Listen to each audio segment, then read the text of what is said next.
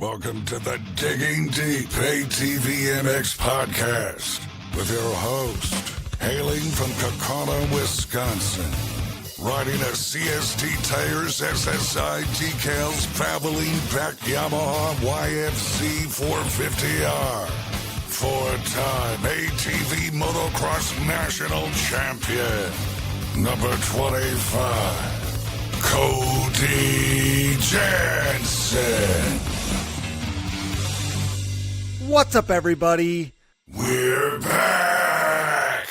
Welcome to the latest edition of the Digging Deep ATVMX Podcast, episode 131 of the Digging Deep ATVMX Podcast, presented by our title sponsor, CST Tires, in stock and available for purchase today at shop.csttires.com.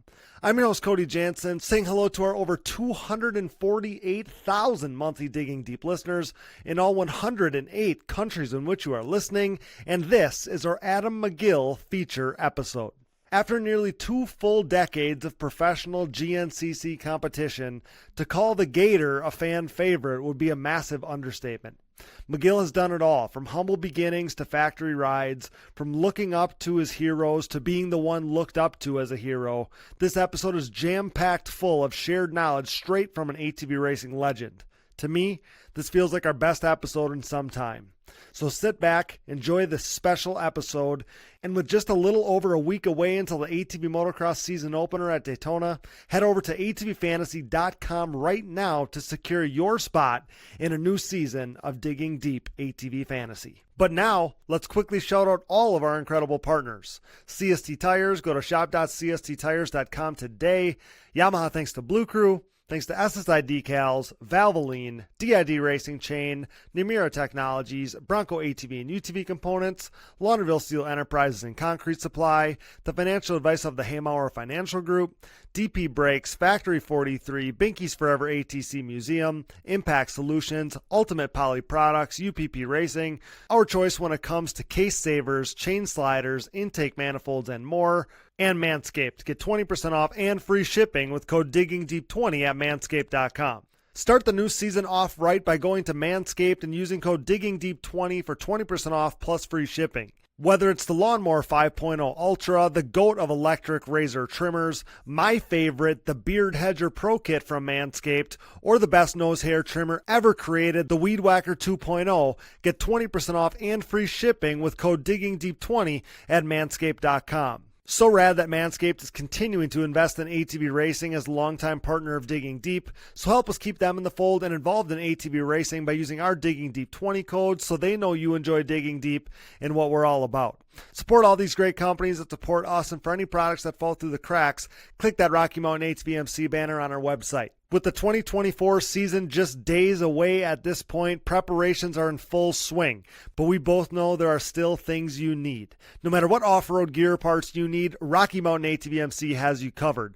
But before you buy, simply click that Rocky Mountain ATVMC banner on our website.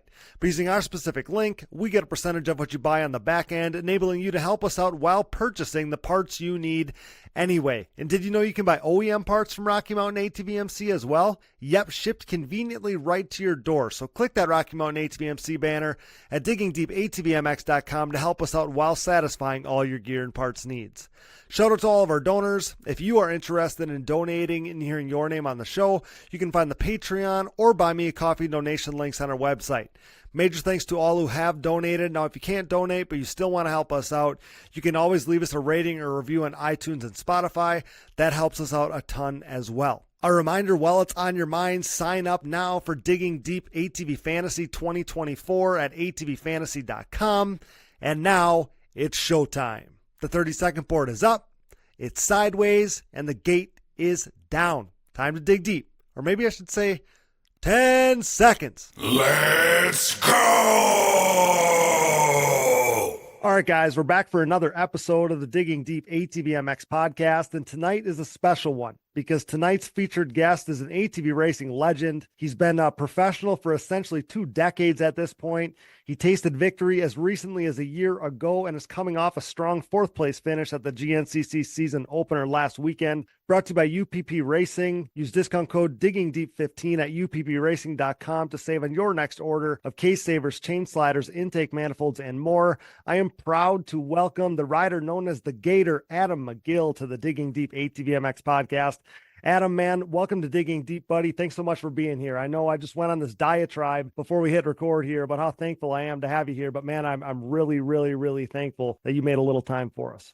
Yeah, I appreciate you having me. I know that I've been wanting to do it for a while, and we've kind of messaged back and forth a little bit, but I'm excited to finally get on it and to be able to, maybe not share information from the weekend, but at least with some history through ATVs, as well as you had, like we talked with the older guys that were on the show, that I grew up with those guys, looking at them, and then even racing, fortunate enough with some of them to now I am one of the guys that they're potentially carrying on that legacy. Mm-hmm. For the listeners here, Adam was just telling me how much he enjoyed some of our podcasts with the guys from the past, like he just said, the Shane hits and stuff like that. And yeah, on the heels of the season opener here, not that we necessarily have to dive way into the race weekend, but a perfect time to talk a little GNCC racing here. And I really appreciate you fitting us in just 2 days after that season opener. It's such a busy time. Obviously, life is crazy and hectic. And yeah, I really appreciate you making a little time for us. So let's start with the opener, at least. Let's start with this weekend, and then we can kind of unfold to everything else, right? So tell me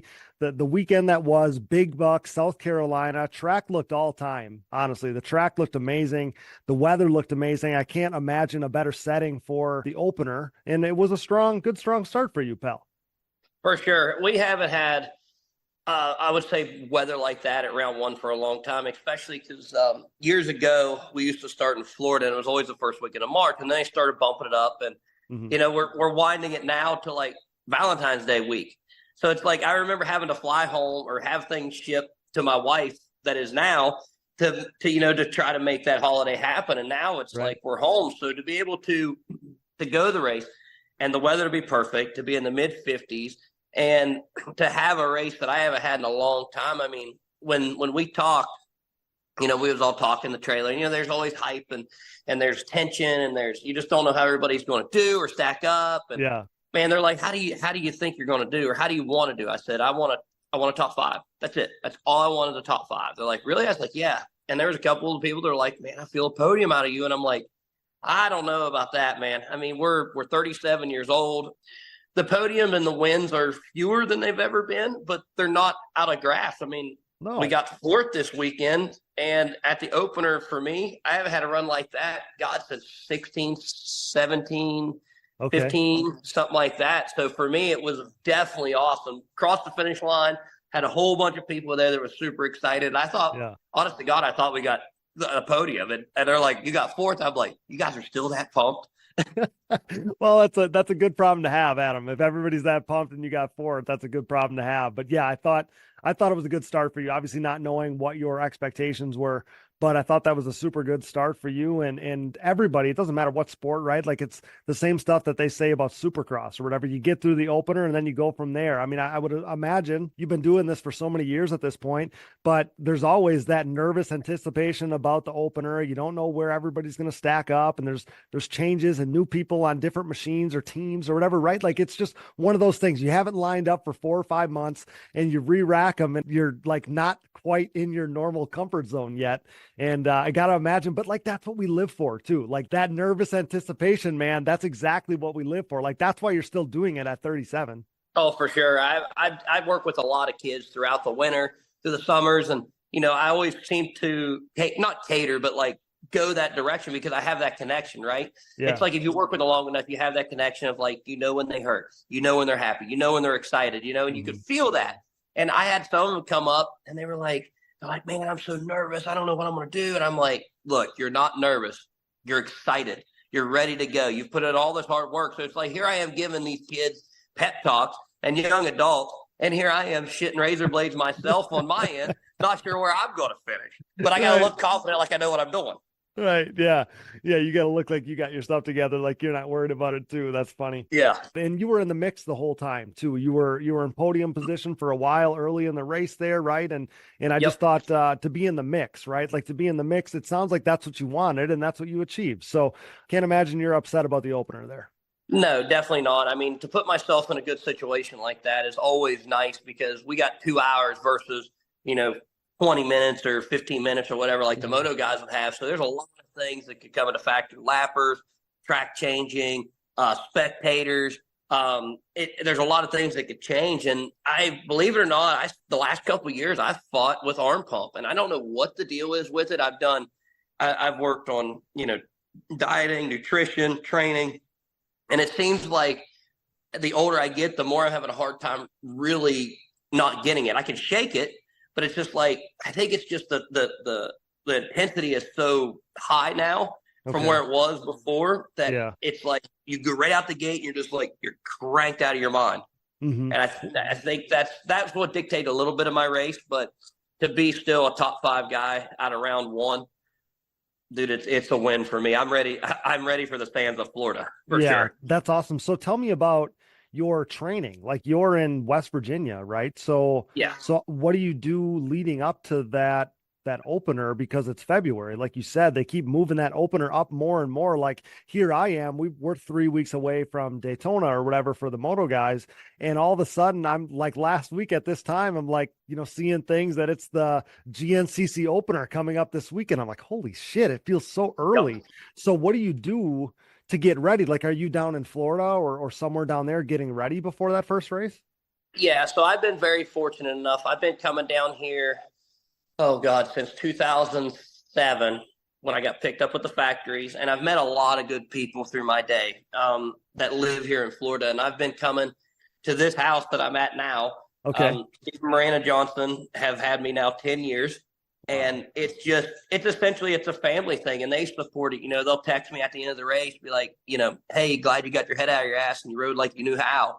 Or like, man, it really stinks. They keep up with me, as much as everybody else. But I'm very fortunate to have a family that I can stay with down here. And, I'm 10 minutes or 15 minutes away from Croom to ride. And it's, I ride there a couple days a week. Plus I'm, part of the mountain bike group down here that rides every Tuesday and Thursday. So I'm very fortunate to be able to continue to come down here as a privateer, I guess you would say. Right. Yeah, that's awesome. I remember I haven't been to Croom, man, since probably like 2007, 2008. And I would imagine it's exactly this. I was going to say, I imagine it's exactly the same. It's a death trap, right? It's about it's as whoops as far as you can see. But I always thought that was cool. Like even for me as a moto guy, like, and for whatever reason, the way my brain has always worked since I was a little kid is I just want to ride. Like, I don't want to tool around or, like I wouldn't ride the farm fields or whatever. Like, I just want to ride like a track. So you go to Croom, you make your own track, right? And I just always had a blast doing that. Yeah, I don't know why it's so. I mean, I agree with you 100%. When I get on the ATV, especially in my 450, my 250 two-strokes are a little bit different. Sure. When I get on my 450, it's like, okay, I need to find a track and I need to just pound it out as hard as I can for this many hours or this much time. And it's like, you don't really ever get to enjoy it. And we force ourselves. We used to have a big group that rode and raced with us all the time. And it's dwindled. But there's 3,000 acres there, and there's a lot of stuff to see. So on certain days, I'll unload, and we'll all just be kind of like, you could tell the morale is down, right? Okay. And we'll just be like, you guys just want to go screw around, climb hills, and do jumps. They're like, hell yeah! So we'll go spend 2 or 3 hours just playing. Yeah. And then it's like a recharge. But yeah, I get it, man. I don't know what it is, but the older you get, the more it's harder to deprogram yourself from, okay, I'm going to go out here on this track that I built that's rough as shit, and I'm going to ride it until my freaking hands fall off. Right. I got one speed, and it's fast, and I'm not just going to tool around. I'm going to go literally as fast as I can the entire time. Yep. Yeah, it's funny. What a cool place, though. I remember, and like I said, I was pretty young at the time. It was like my first real experience going like national racing. We went there before some of the nationals. I think that would have been WPSA era. So the other question I had for GNCC guy, how many places did you have? Now I know Deckers has like there's GNCC loops there, I think. But I always thought 10 years ago, unless you were going to Croom, you almost had to ride moto somewhat, right? Because there wasn't like that many places to train for GNCC riders. So Yeah, I assume you've ridden a bunch of motocross in your day too. I have. So when I first started coming down here was early factory days KTM, and that was 2000, winter of 07 to, winter of 08. And I stayed with Tim Farr off and on for those 2 months. I'd fly home or fly back or whatever. But that same year, my truck and ATV got stolen at Croom. Oh, shit. Really? Yeah. And you still go back there? Dude, I don't stay there. There's a difference. Okay. So I'll tell you this story, then I'm going to wind up to something else that was just mind-blowingly, that blew my mind this year. So, okay. I stayed with Tim Farr down at his house in Wesley Chapel, and I would drive to Croom, and I would come back, and, I'd do my thing. But there wasn't, like you said, a whole lot of places to ride then, and I didn't know anybody. I mean, I'm 19 years old. The only thing I knew was, well, I got a factory ride. I know I need to go to Florida, and I know I need to be in shape. And that was it. Dude, I didn't know how to do laundry. I didn't know how to cook. I didn't know how to do shit. So Julie, Tim's wife, showed me how to use the washer and the dryer. Okay. And I figured out the food thing kind of on my own. And I mean, it was tough, but for then I rode mainly Croom. And then there's a place up the road from Tim's house. It was called Rancho. Okay. Which is it's essentially an undeveloped development. And it's just, I mean, there's boats burnt there by the gates, and there's, some trash, and people go there to party, and they ride their Jeeps and their buggies and stuff like that. So I'd ride there and mainly Croom. And then when the KTM thing kind of dissolved with me, I was picked up with the Can-Am deal. Well, then I really couldn't stay with him anymore because he still did a little bit with KTM. So I'm like, oh shit, now what do I do? So I knew Borich had a house in Daytona, or his grandmother had a house in Daytona. So I hit him up, and I'm like, hey man, I know that I know I shouldn't be asking this, but I said, do you have a place for me to stay? I said, for a little bit till I get my shit figured out. He goes, yeah, no problem. And that's when the motocross thing started. Okay. And it was PAX track every day, every day. And it was every day. And then we'd maybe go to Bostwick, and then we'd maybe go to, which was Bartow, which I think is Orlando MX now. We'd go down there. And then I remember we went up one time, and I don't remember much about it. He had to go to Walsh for something. And that's when he was still in, I think he was over where he is now in the old schoolhouse. Yeah. Yep.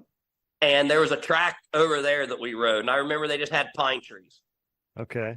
And that's all I can tell you. It was over there where he was at. I don't remember anything about it, but I remember Gibson saying there was a track right down the road somewhere. It wasn't far, but I remember it was like a reddish sand and had pine trees, like not big, just like 6 foot tall pine trees everywhere across the property. Okay. But I don't remember anything about it. But yeah, you either had to, on that coast, you had motocross, or you had to kind of know somebody that had property. And at that time, I didn't know anybody, and I'm sure he didn't either, because we never got to ride anywhere. But and then I bounced around houses down in Lake Wales, down in Sarasota, where else? Obviously Wesley Chapel, Daytona, and then now I've landed over here in Brooksville. And dude, I love it here. I really like this place. My in-laws, or my sister, married into a family that I stayed with, which is funny. Oh wow. Yeah, so they have 230 acres down in the Sarasota area. Okay. And dude, it was perfect. They had a big moto track there that they built. That was, some of the shit was sketchy because it was built with, they own an excavating business. Okay. But they never built tracks. Okay. We've all seen those jumps before. Yeah, huge freaking lifts, and the landing's like as big as a coffee table. Yeah, right. Yeah. So I stayed down there for a few years, and then a lot of the farmers around quit pumping, so it ended up flooding some of the property, and so I had to find someplace new, and that's where I ended up here. And dude, I like it here. I do a lot. So then, how long do you stay down there? Like, at what point do you kind of go back home?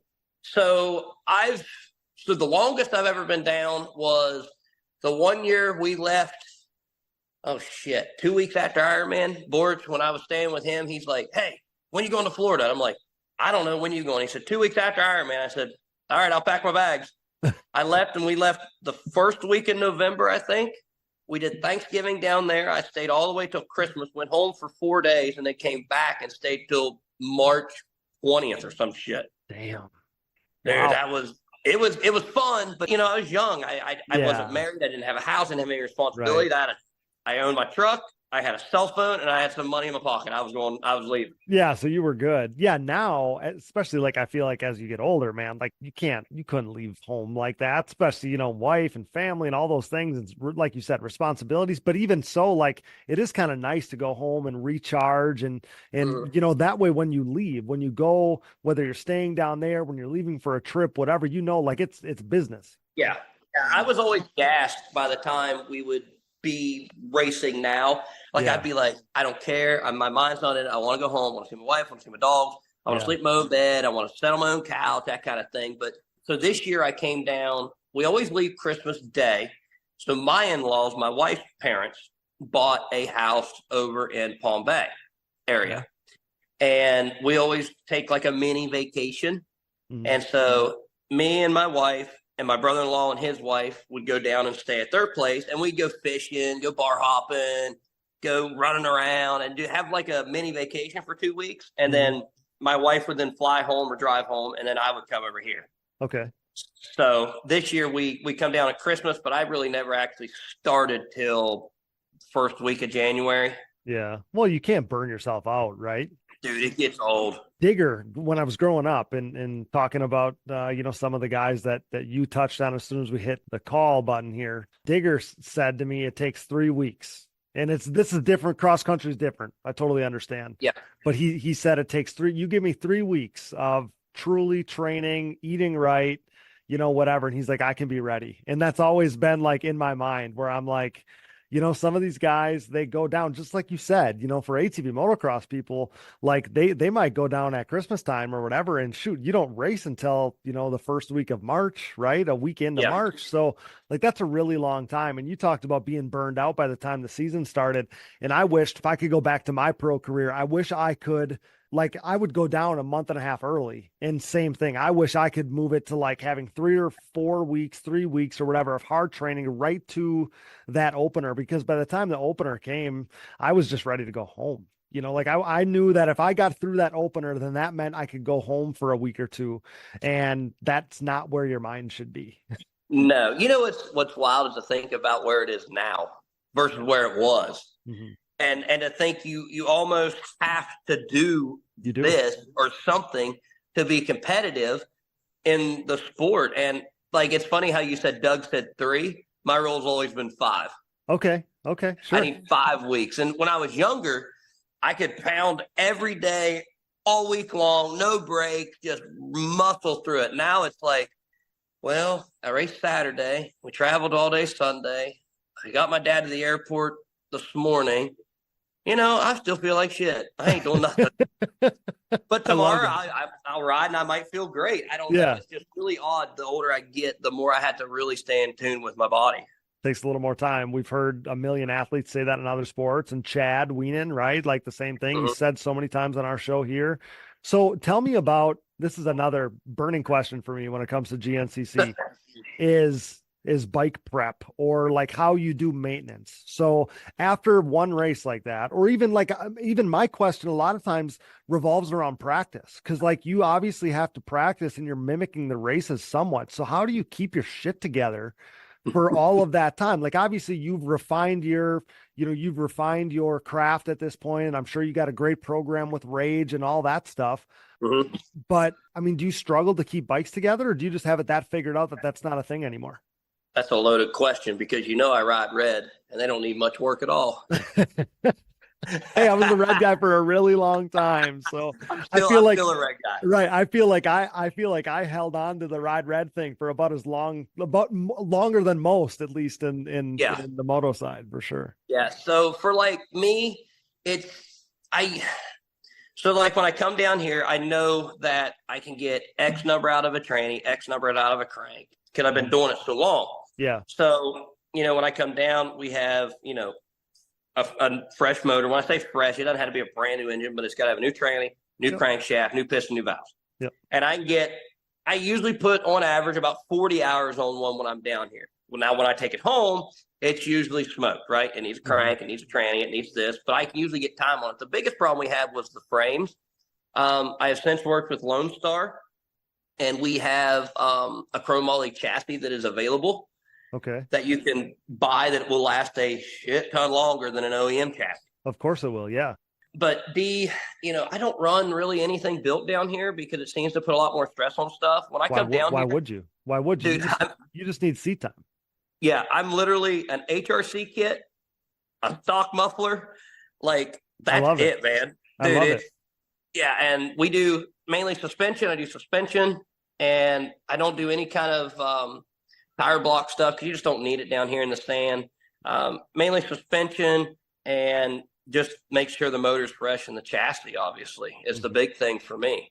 Mm-hmm.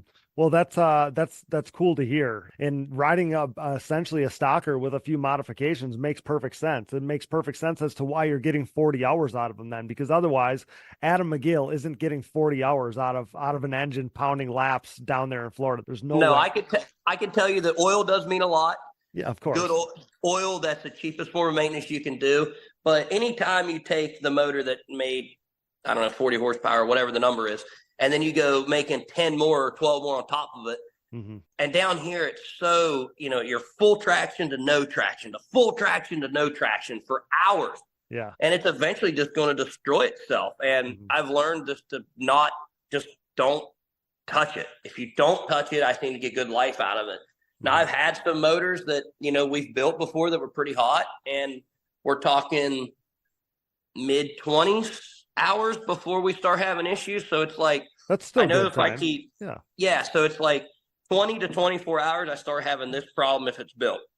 But I know when I start getting into the 30s, I need to start paying attention to the oil, right? And okay, there's no shaving. Okay, we're good. Okay, there's no shaving. Okay, we're still good.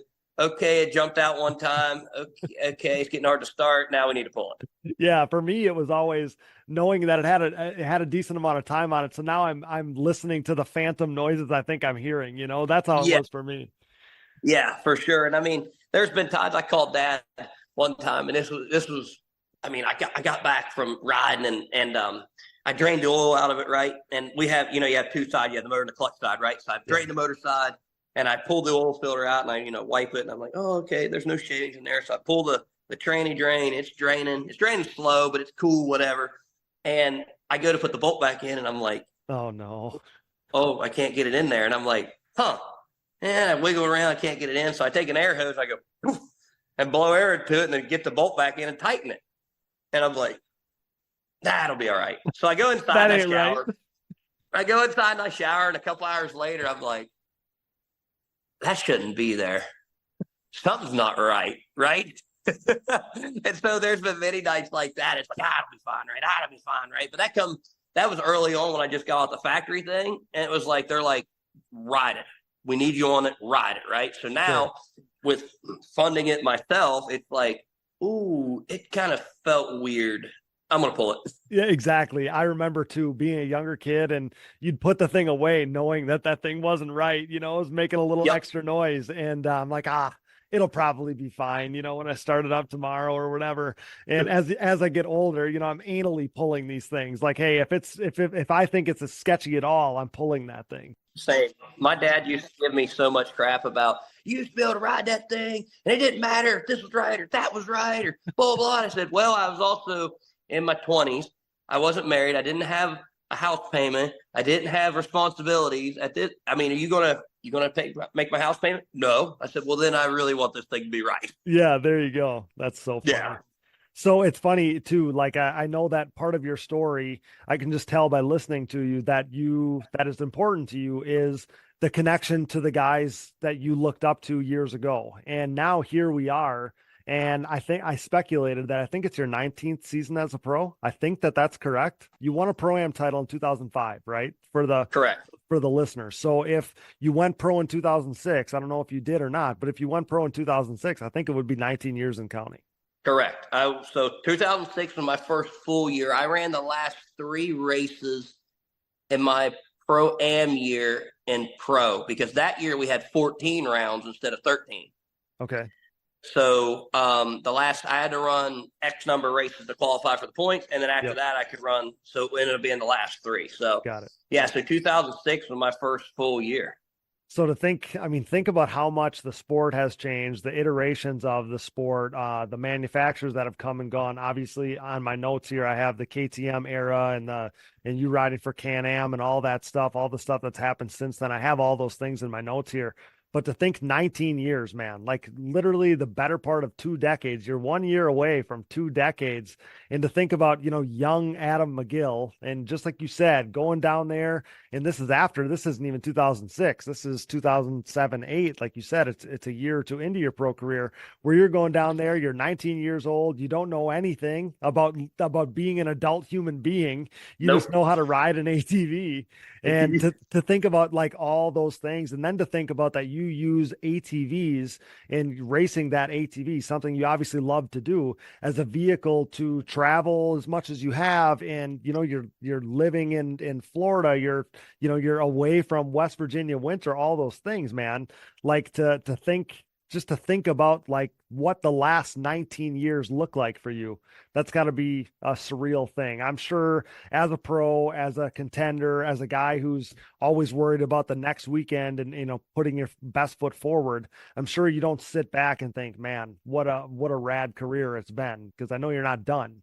But like to think damn near 20 years of doing this at the top level, that is freaking cool. You know what's weird is you just gave me goosebumps. Like to think about it like that. So I have a room in my house that has a lot of my trophies in it, like memorable ones, right?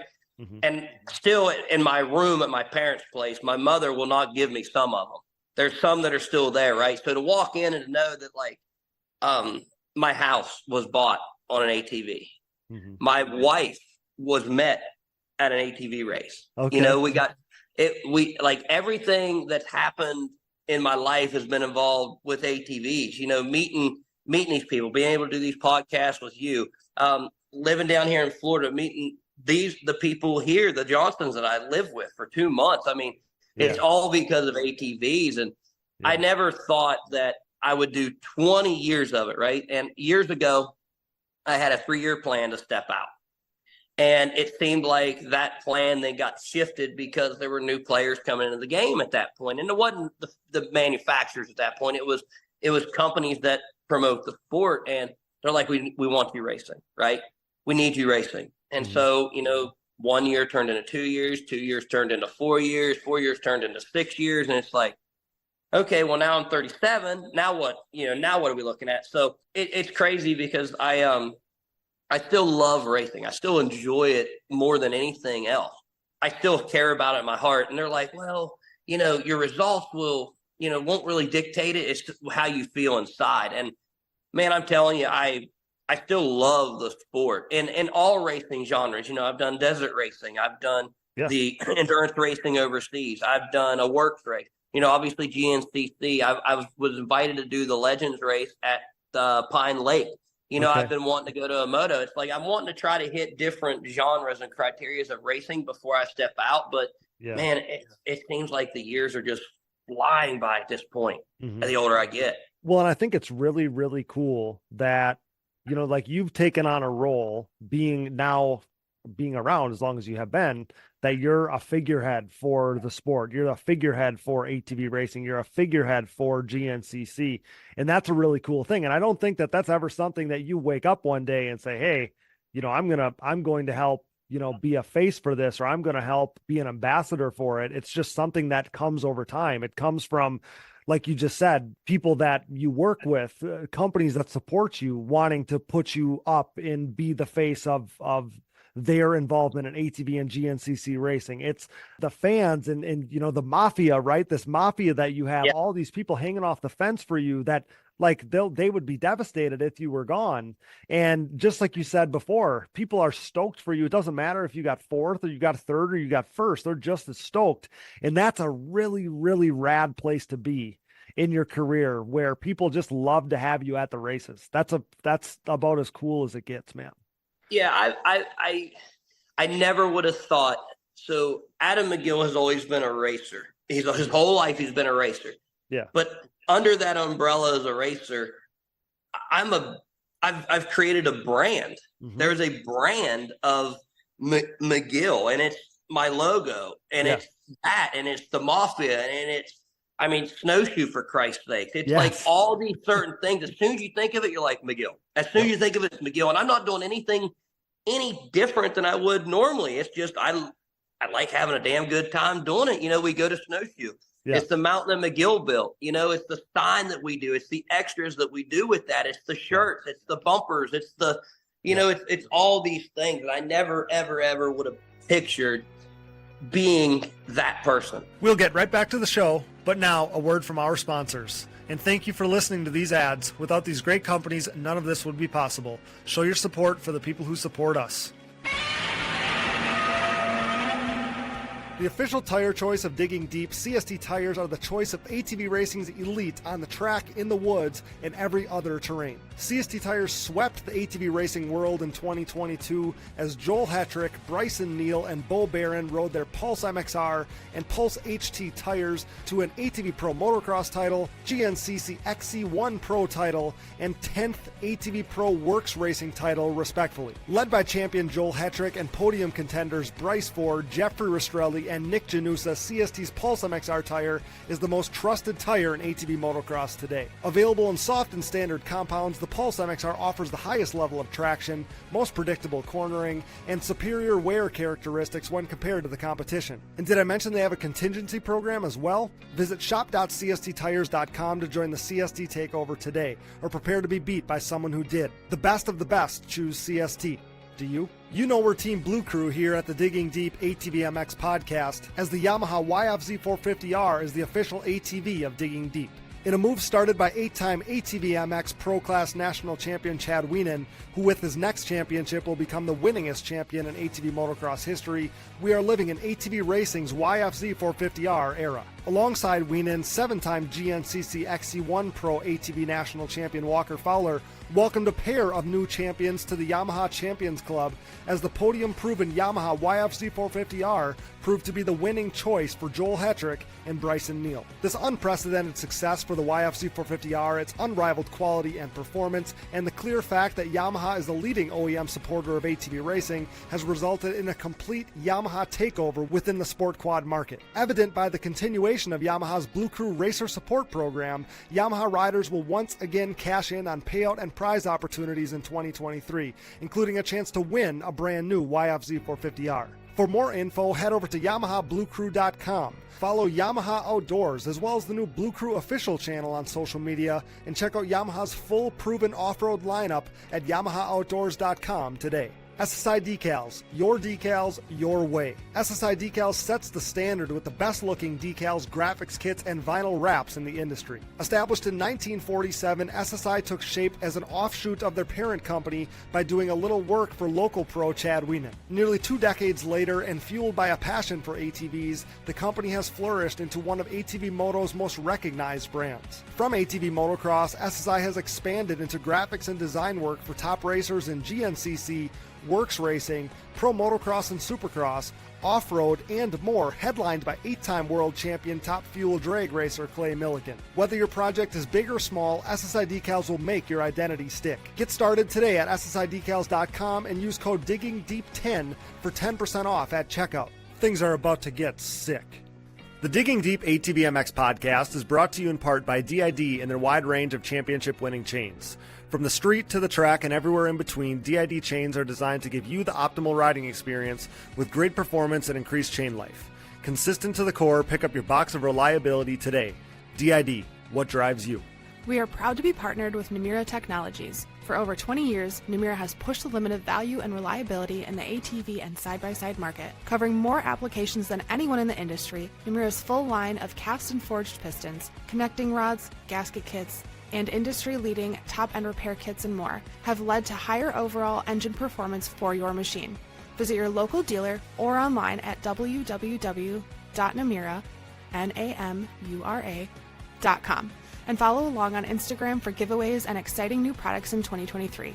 Namura Technologies, your one-stop shop engine component supplier.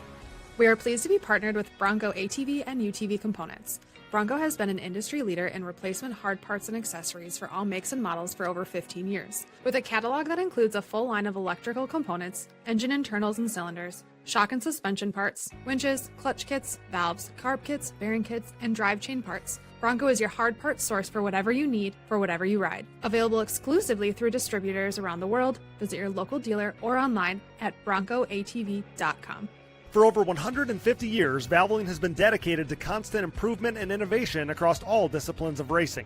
As a proud member of Team Valvoline for nearly a decade, I have witnessed their unwavering commitment to pushing the boundaries of performance. Valvoline has sponsored some of the greatest names in motorsports, solidifying their position as a powerhouse within the industry. Being a part of this historically great team has been an incredible privilege. When it comes to my equipment, whether it's my daily commuting vehicles, race quads, or anything in between, I trust nothing but Valvoline. Their range of products and lubricants consistently deliver increased horsepower, durability, and engine life.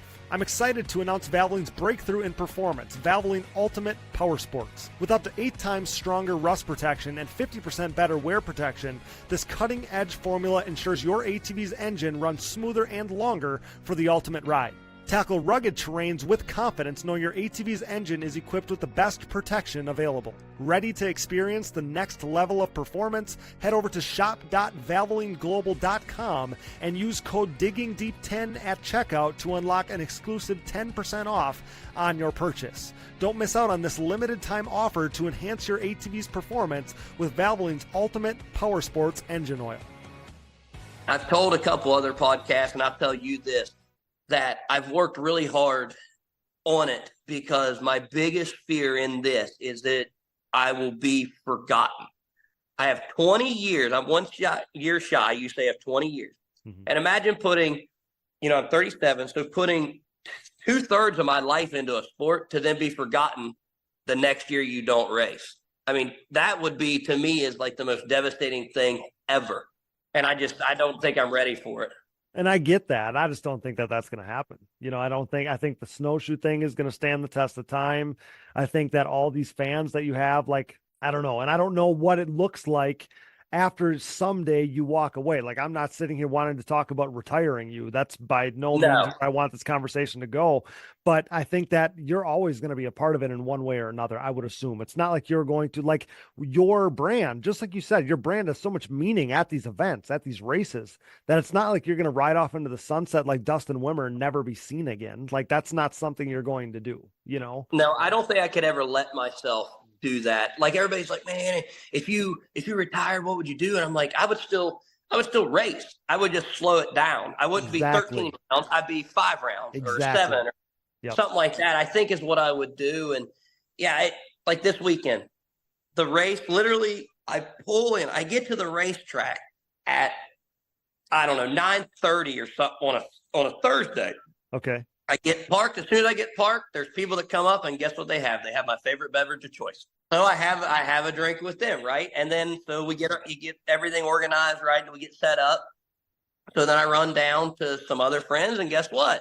They have a beverage of choice. And then it ends up being 2:30 in the morning.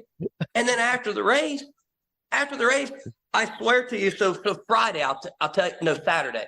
So Saturday morning, I had a guy come up to me. He goes, "Hey, man," he said, "I got something for you. What time you want me to be here?" I said, "Will it be cold?" He goes, "Yes." I said, "Be there at 3:30.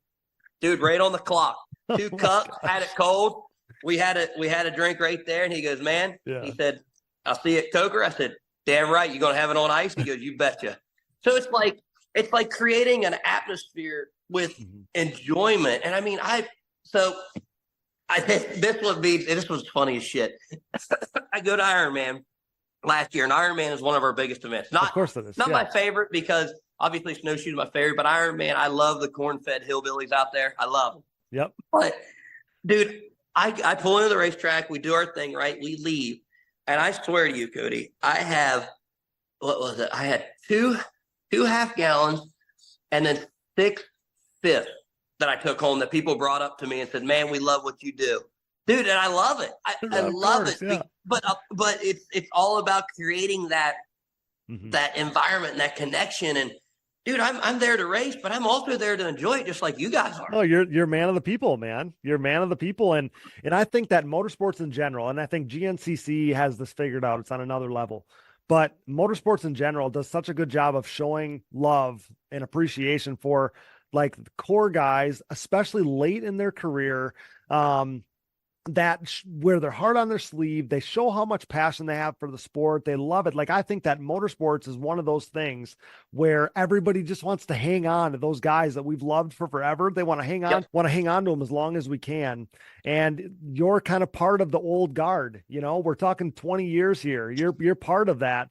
And just to, I don't know, man, like the following you've developed, the brand you've created, all those things. I was going to tell you later in the show here. The other thing that you're so good at, that's why your sponsors love you so much, is because you totally have written the book basically on what it's like to be a sponsored rider. It's not just a one-way street. And you know that. It's you're giving me too much credit. Man, you know this though. You know this.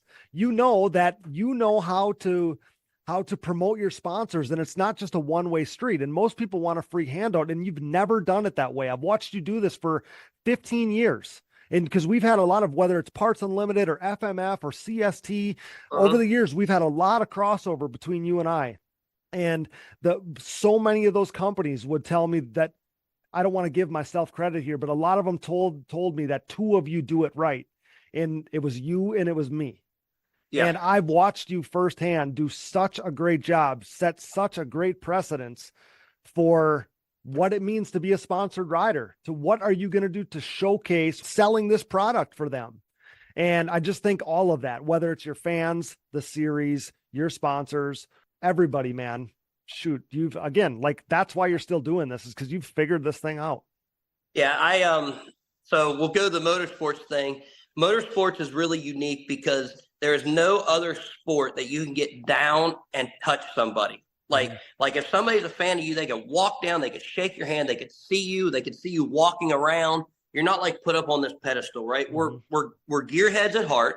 And I think that's what makes the connection so unique. Now, granted, we can put people on the track. At Moto, you can't put people on the track, but people can still fist bump you as you come off the track. They can still, they can still come up to you and say, "Hey, Cody, I got this the last race. Could you sign?" Or you're not put up on any sort of pedestal. So I think that's what makes us so unique, is that we are so easily connecting to the people versus them being like, "Oh man, I don't want to talk to him. He's untouchable because he's got all these people around him. He walks into the back door." I still register in line at the races because I want to connect with the people that are there. Yeah. I don't do the pre-register because I want to talk shit. I want to BS. I want to hear how your kid did. I want to hear about the bunions on your feet. I want to hear these stories. And that's how I connect with these people, whether it be, my riding classes, whether it be people wanting to buy product, whether it be people asking questions about where to get it. Mm-hmm. And that is what I like so much about the motorsports. But as the sponsor thing, I owe a lot of credit to this one man.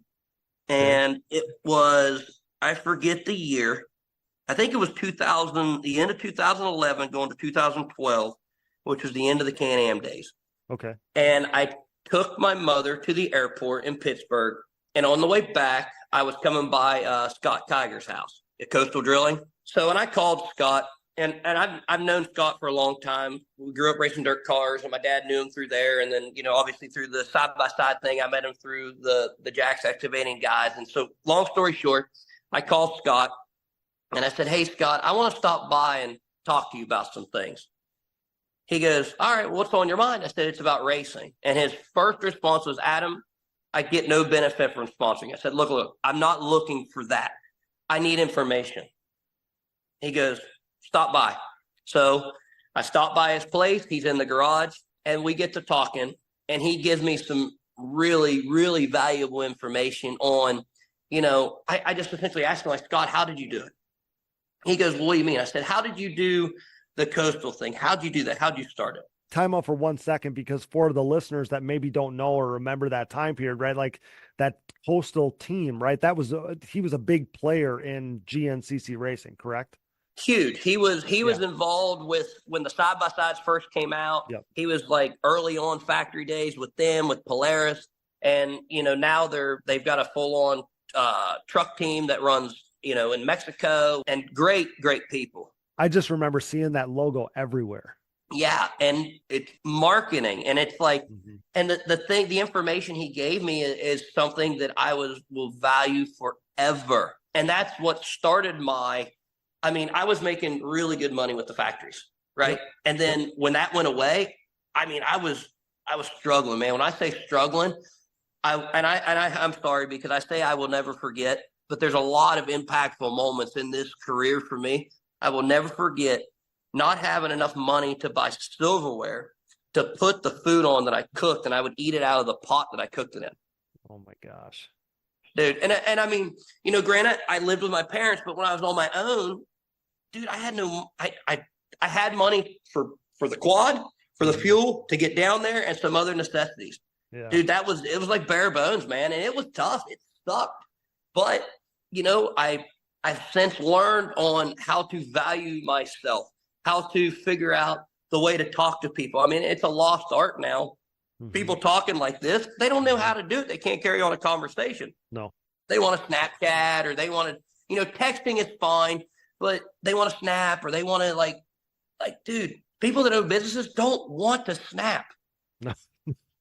And it's nuts to think about it, but it's the truth. And to be able to carry on conversation, to be able to listen to keywords, to be able to figure out what they want. Okay, if they do X for me, then I got to do X for them. Okay, if I do that, then can we potentially, and it's just, there's all kinds of things that you can do there's always going to be money to be made, because there's always going to be parts that need to be sold. Yep. Right? Yep. So if that person is making just super easy, this is just keeping it very basic. If that person gives you $10, they want to make 20. Mm-hmm. Yep. So in just the easy, that's how it works. Right. Because I think that most riders today, right, in our sport, think that they're owed something. That's the problem. They think that they're owed something as a rider. And I don't care if it's 30% off of goggles. For me, that I've always viewed it this way, is if a company values me enough to help support me, the least I can do is try to sell some of the parts that I'm using. I'm running them because I believe in them. I'm running that logo because I'm appreciative of what they're doing for me. That's where it ends for most people, when now you need to go the one extra step, and now you need to help sell those tires, sell those goggles, sell that gear, tell people why you love that Moose racing gear, whatever it is, right? Like, it's not that hard. You're wearing it for a reason. You're running that company stuff for a reason. Now you just got to go one step farther and help sell the stuff. It's not that hard. So back in my day, they made these things called magazines. I got some right here. Yes, I got some. I got some right here. I got some old like ATV Insiders and dude, oh my God, ATV Racing Extras. They're right in my bottom drawer right here. So back then, and I mean, we're obviously everybody knows what a magazine is. So back in the day, the magazine was the only way to find out information, because there wasn't really anything online. Mm-hmm. So by the time that your results got out, it was potentially 2 to 3 months later. So if you did a shit job with a company, they didn't know till halfway through the year. So you could buffalo a company into giving you all this shit, and you obviously didn't deserve 10%. Right. Right? Yeah, right. But now it is so instant. You instantly know, if I am making a post, that there is going to be 53,000 people that are going to look at that instantly. Mm-hmm. It's crazy, because we live in a society now where it was like we had patience. Now we have no patience, right? We have a certain amount of time to be able to capture somebody's interest. We have a certain amount of time to be able to sell somebody something. Yep. And it's nuts. But now to be able to, if a company would give me, for example, Moose Racing Parts Limited, if they would give me 5 sets of gear, and that set of gear cost X dollars, they need to see that return. Well, if that return then wasn't shown by me making a post to then put it out in front of people, how do they know I'm even going to do my job? They're really in magazines anymore. No. So with it being, used to be a performance-based sport, period, right? Mm-hmm. And I'm not one to say that's out the window. There is still a lot of performance that gets the base of a rider. But for me, it's more about the other side of it, right? Mm-hmm. I've created my foundation, which is my racing, my results, my legacy, or whatever. Yep. And then now it's the other side. And so it's crazy because people just don't get it. So now it's like, if you get 10%, then that's all you sold yourself with. And that might be because you said the wrong thing or did the wrong thing, or your resume said, sponsor me. I mean, come on. No, I agree, man. I really think that people don't understand how that goes. Just like you said, obviously the base is you want to still get results. Things are going to change if you're not, getting results, not if you're Adam McGill, but if you're somebody else. But just as important as on track results is the off track influence that you have. People are invested. They want to wear what you wear, do what you do, use the parts you use because they're about the Adam McGill brand, not just because you got fourth on the weekend, not just because you won a race last year. That's not the end all be all. That's part of it, but it's not even a big part of it anymore. No. I mean, the racing is still very important to me. I'm still a competitor deep down at heart, right? I still want to win. Yes. I still want to kick everybody's ass when I go to the racetrack, period. Yes, of course. But on the other side too, when I have people that are just as excited for me to get fourth place, as they are for me to win, I mean, it's like, I must be doing something right. And it's not because of lack of try. I'm not saying that, oh man, I'm going to get fourth place every race. No. But to have that, dude, when I broke down at Snowshoe last year, and that was the biggest kick in the nuts I've had in a long time. I broke down coming into Howard's Hole. So, obviously at this point, I'm super pissed, right? So as a racer, what do you want to do? You want to go back to your camper, you want to hide, right? So what do? I do the exact opposite. I walk down into that hole, I make an appearance, and it went nuts. And that is what it's about, man. It's about that. It's about enjoying that. Now, granted, after the 2-hour race of having a good time with 3,000 of my biggest fans, right? When they come through the last lap, that's when the race hit. It was like, shit. Damn it. This sucks. It was like Forrest Gump when he got done running. It's like, I think I'll go home now. So it just, man, it's changed. It's changed so much. And with my career, it's so different, but racing is still a huge part of it. But I went home and then went to, what was it? I went to the MVP show in Louisville for parts.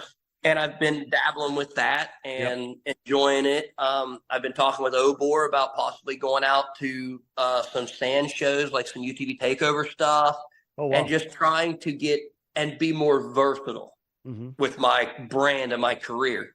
Well, I think that you've created a big enough, name and image and face and however you want to say it for yourself that people know you.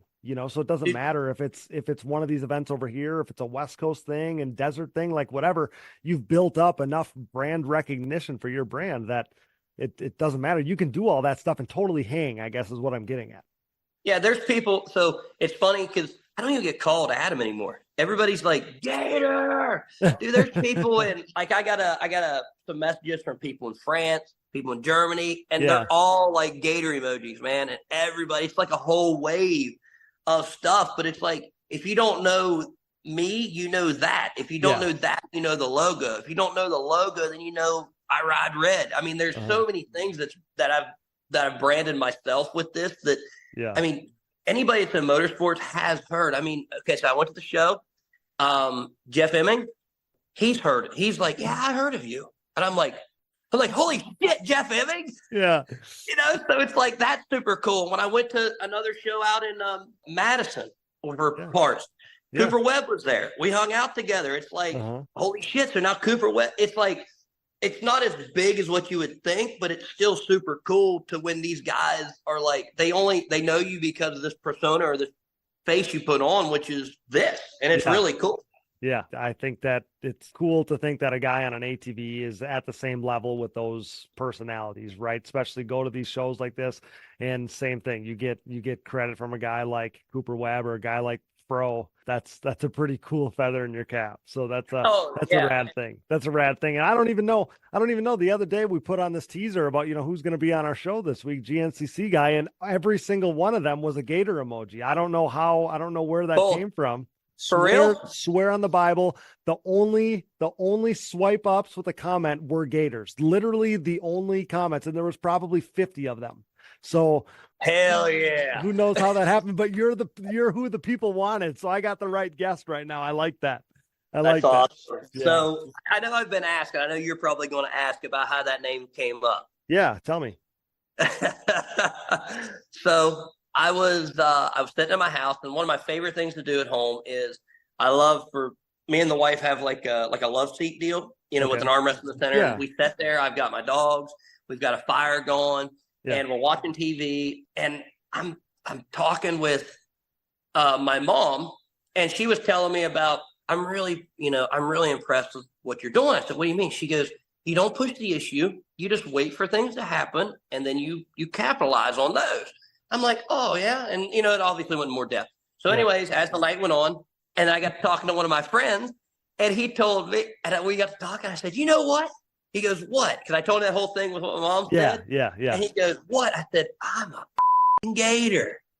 He goes, what? I said, dude, I swim around in the pond. I hang out in there until you get down in there. You can start getting you a drink, think everything's fine, and wham, you're done. Just waiting for my time. That's just funny. Waiting, man. And that's how that started. And I mean, I love it. Stuck, dude. I've never given myself a nickname, and that was just, that one was just like, the holy shit, that's it. Yeah, man, that's awesome. That's awesome. I feel like that takes your legacy, takes your story, takes whatever to another level, and you got a cool ass nickname like that. yeah, I'm all scaly and slimy and stuff. Yeah, I love it, man. Yeah, like you said, it's just, I get constant stuff with people sending me the Gator don't take no shit, that emoji, all the time, and I love it, man. We interrupt this program for a special news bulletin. The following message is brought to you by Manscaped.com. The Manscaped engineering team has outdone themselves this time, creating the Lawnmower 4.0 trimmer, now available for purchase in the U.S. and Canada. Join over 2 million men worldwide who trust Manscaped, an official sponsor of the Digging Deep ATVMX podcast, with this exclusive offer of 20% off and free worldwide shipping with code DiggingDeep20 at Manscaped.com. I'm one of the first people to try the new 4.0, and I am blown away. This thing is next level. What sets this trimmer apart from all the rest? The Lawnmower 4.0 gives you the ability to turn the LED spotlight on and off when needed for a more precise shave. It features a new multi-functioning on-off switch with travel lock for those of us who like to travel. And my favorite, the new trimmer allows you to customize your trim with 4 different guard lengths, an upgrade from its predecessor that only featured 2. If you're listening, you know that good tools are a must, so wait no more to get the best tools for the job. Get 20% off and free shipping with code DiggingDeep20 at Manscaped.com. That's 20% off with free shipping at Manscaped.com by using code DiggingDeep20. Hey everyone, this is Larry Mills, president of DP Brakes North America and proud partner of the Digging Deep ATVMX Podcast. We at DP Brakes are a longtime supporter of ATV racing and the world leader in sintered brake technology, dominating the ATV world for decades by supporting the best four-wheel racers on the planet. This year's lineup includes Jeff Rastrelli, Mark Baldwin and Baldwin Motorsports, Ford Brothers Racing, Nick Janusa, and many more, including Mr. Digging Deep himself, Cody Jansen. Plus all the top 17 GNCC pros such as 7-time champion Walker Fowler, Bryson Neal, Hunter Hart, Cole Richardson, Jared McClure, Adam McGill, and previous champion Chris Borich. These top riders continue to appreciate the high performance and impressive durability that their DP brakes have to offer, products that ultimately help place them on top of the podium week after week. DP brakes are available through www.dp-brakes.com, or you can purchase them through your local Parts Unlimited stocking dealer, or you can even message us, myself, Larry Mills, or DP Brakes on Instagram or Facebook. And if you have any questions about product or sponsorship support, please ask us. We are waiting for you. Join the best ATV riders in the world equipped with DP Brakes, and have a great year, everyone. Nearing 2 decades into the brand's existence, Factory 43 is back and better than ever, continuing to make major waves in the ATV world. For the 3rd consecutive season, Factory 43 is the official aluminum parts choice of the Phoenix Racing ATV team, providing their state-of-the-art Evo Nerf bars, MX-style front bumpers, and grab bars for 2-time champ Joel Hetrick. If you're in the market to upgrade your Nerf bars, bumpers, or grab bars, head over to Factory43ATV.com to see their full line of industry-leading products available for all makes and models. Head over to Factory43ATV.com today. Well, I don't want to take up too much of your time here, pal, but I do want to rapid fire some things that we haven't covered yet.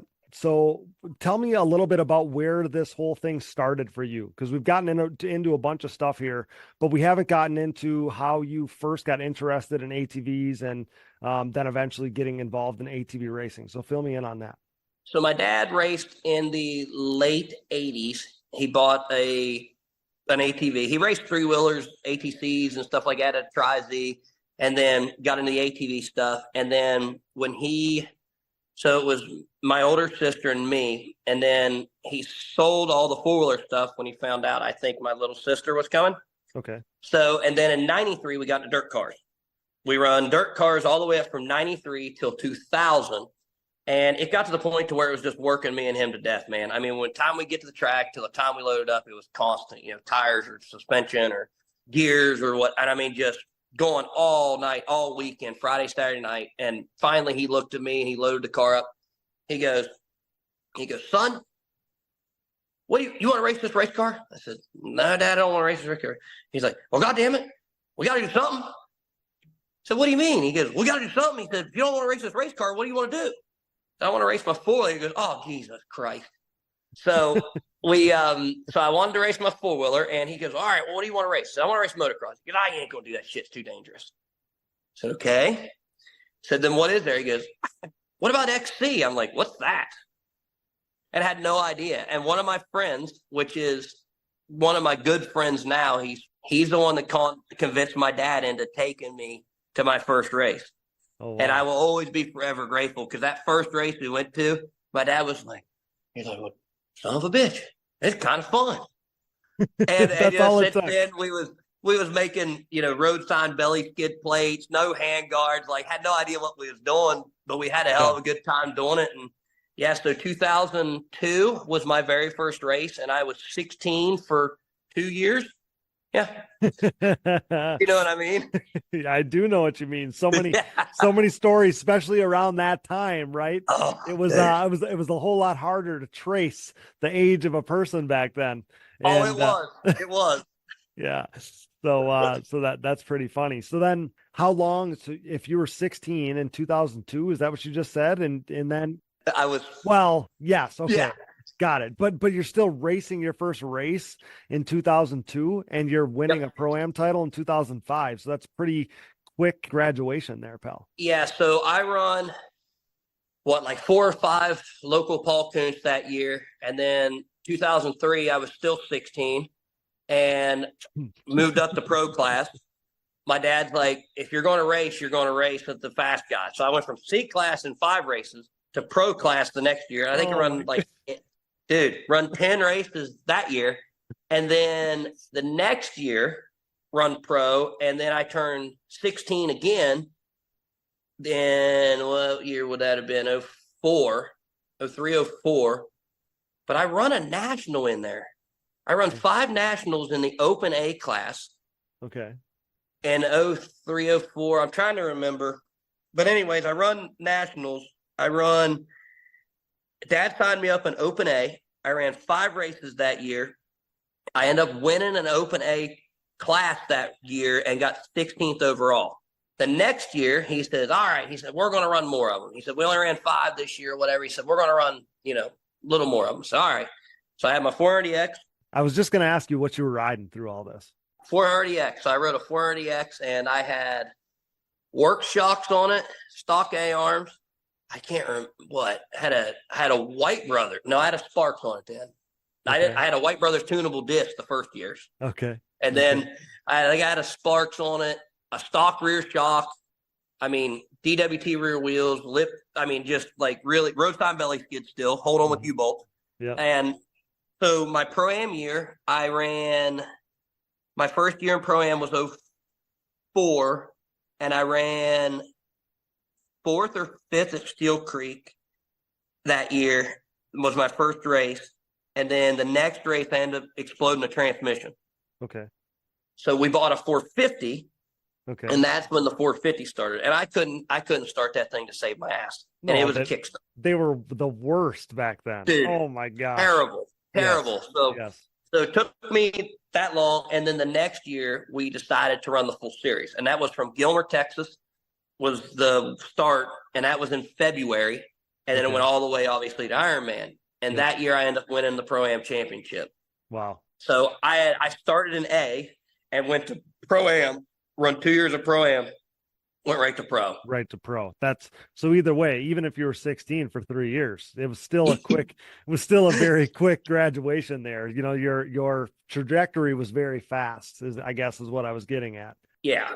So then you go to the pro class, and it wasn't very long after that you get involved with KTM, right? I mean, your Correct. your KTM ride happens within a year, basically, of you going pro, if my math is correct. Yeah, so I turned pro first full year in 2006 and earned the number 9 from the second row.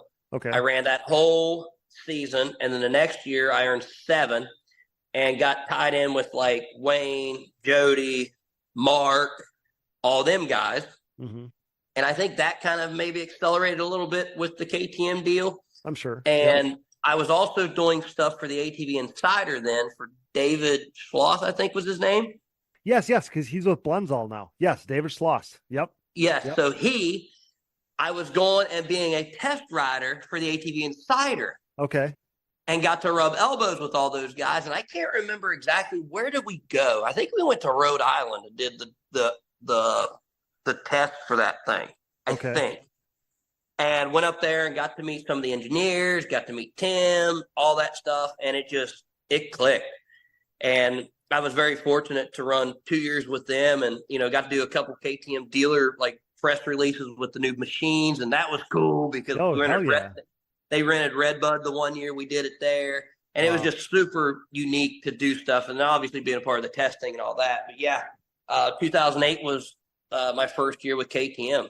Yeah. Awesome memories. Like for me, even from my perspective, it's fun to talk about that era. I feel like on so many of these shows, it comes back to that era at one point or another because it was such a great time for ATV racing. And those quads specifically, man, I always thought they were so freaking cool. I think that they were just before their time, but anyone that was involved with them seems to have loved them, whether it was Shane talking about them. I mean, Timmy, like talk to any of those guys to this day and they still love those quads. So I would almost bet that you feel the same way. They were just before their time. They were simply before their time and their price point was really high.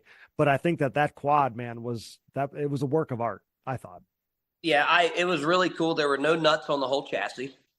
So Really? All the nuts were welded on the chassis. I swear to God. Really? And here's I what's didn't know even that. better was every bolt had a clean out groove with dirt and every bolt was tapered on the threads. So you could purposely run that bitch in sideways and it would center it up, clean the threads and run it right through it. Really? Every bolt on that chassis, dude, it was a bad bitch.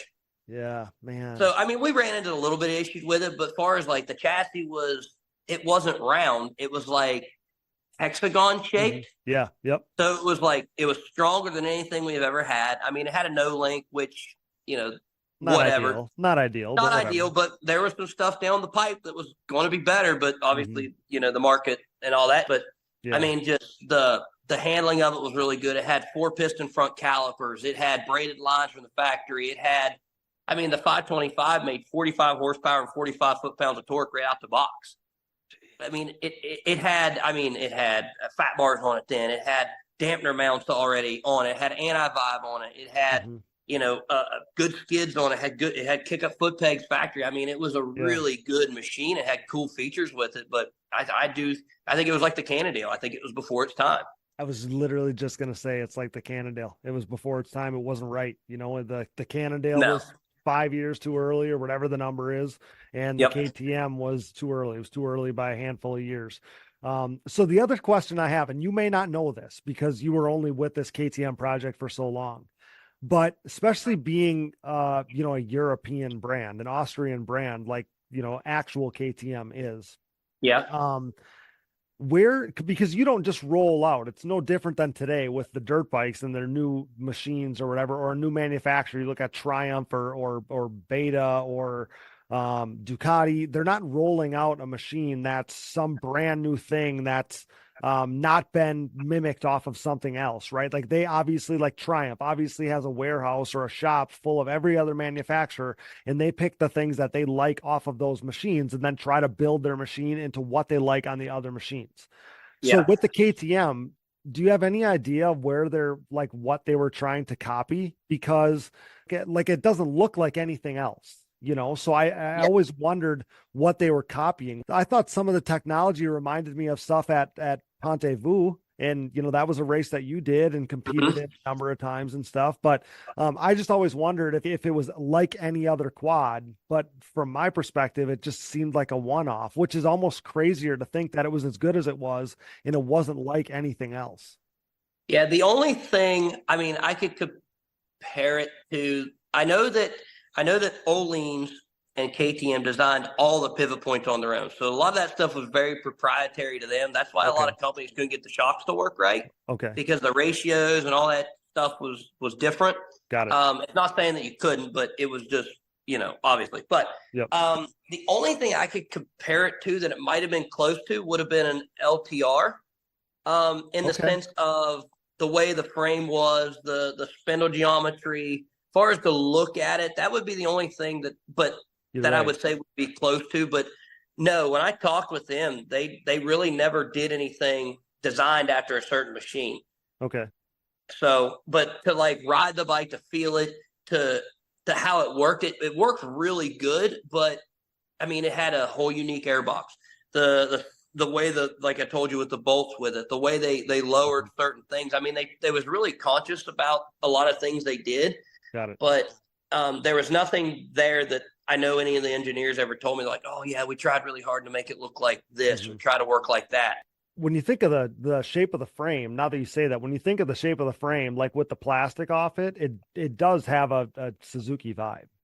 Ish, yeah, somewhat, ish, and the mounting points and stuff like that. Now, granted, they're apples and oranges, Austrian versus Japanese or whatever. Yeah, but that would be about the only thing I would kind of compare it to. Got it. Would be that, but it did handle it handled different. It worked different. It took different parts. It was a whole unique machine. Which I loved it, but it was just very unique. So then, how quickly did you find yourself going to Can-Am? Was that a right away thing? Was there a year in between? How did that work? No. So when stuff started to get difficult with the KTM stuff, and it started to become, you could almost see not the end, but it was coming to a halt.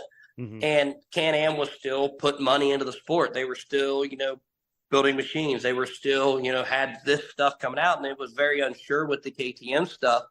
And I sat down with them and we talked some things over, and, I went to KTM and got a letter of release and, finished out my year and then got my letter of release and then went to work with Can-Am and Warner Racing. So that was right away, basically.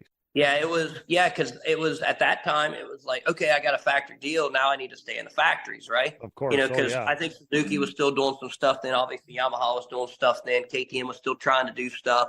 And I think Howie might have been there, or Polaris even too.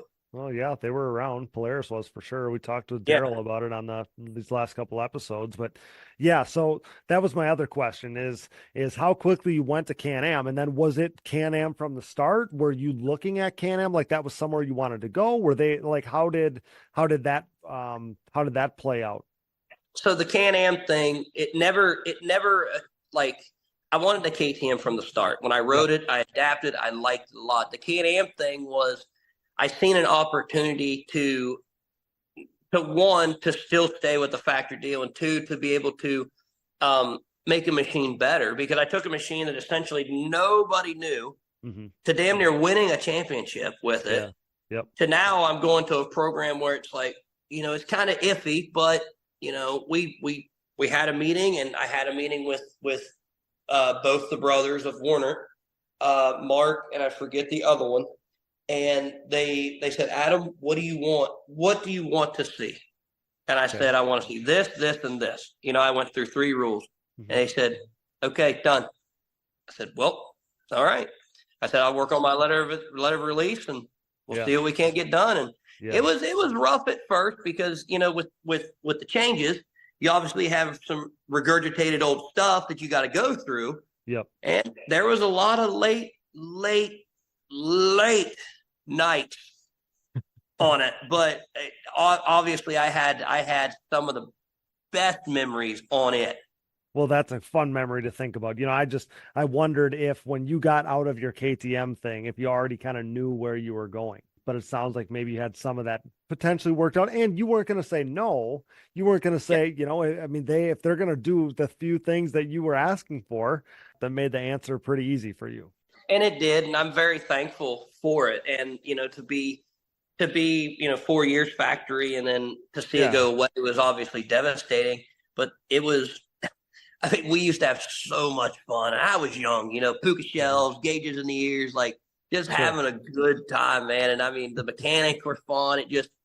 It was so with KTM, I will say it was very, you was held to a certain standard, right? Because it's a not race ready machine. It is a ready to race. I was corrected multiple times.